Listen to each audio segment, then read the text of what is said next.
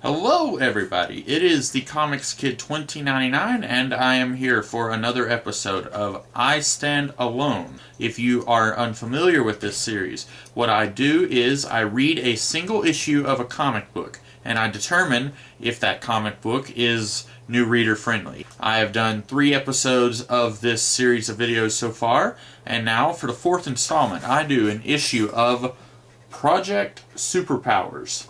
I don't know if this is issue 1 in an ongoing or if this is one of many issue 1s. Here on the inside cover there are, I guess this is just variant covers, so I believe that this was issue 1 in an ongoing, but this was not the first issue of this series.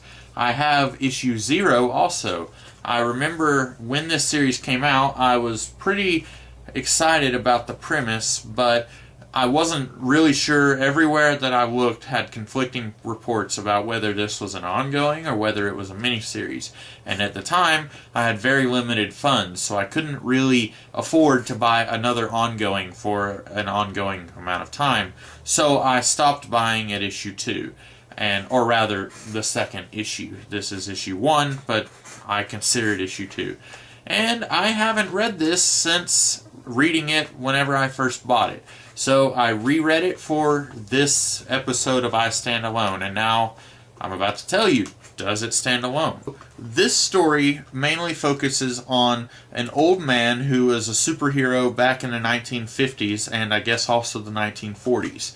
He was the Fighting Yank, and apparently he was a normal dude. He had some sort of special mask, and his grandfather or his great-grandfather fought in the Revolutionary War, and the ghost of his grandfather/great-grandfather is able to speak to him.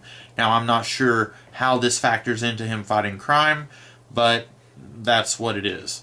And also, this guy, he's talking to another ghost who is, I think, just called the American Spirit, and he's just a free-floating American flag that is kind of a jerk, really. So this guy, the Fighting Yank, he's really old because this is set in what was the present day when this came out, and he is after something called the Urn. Now, just reading this issue, I have no idea what the Urn is. Actually, I do know because I remember what happened in issue 0, but again, that's not what I'm trying to determine here. I'm trying to decide if this issue is new reader friendly. And this issue does not tell you what the Urn is. All you are able to find out from this issue is that the Fighting Yank apparently tricked a whole bunch of his comrades who were superheroes into getting inside this urn, and then they were trapped there for 50, 60 years. We don't know why he did this, and we don't know why he wants to break them free. He goes to, I guess, Tibet, and he meets this other guy on the cover, the Green Llama, and this guy hasn't aged, or it doesn't appear like he's aged, but he tells the Fighting Yank that he has aged. It's just, it doesn't look like he has. So the Green Llama doesn't appear to be angry that he trapped all these heroes in this urn 50 years ago, and so he's going to help him find the urn.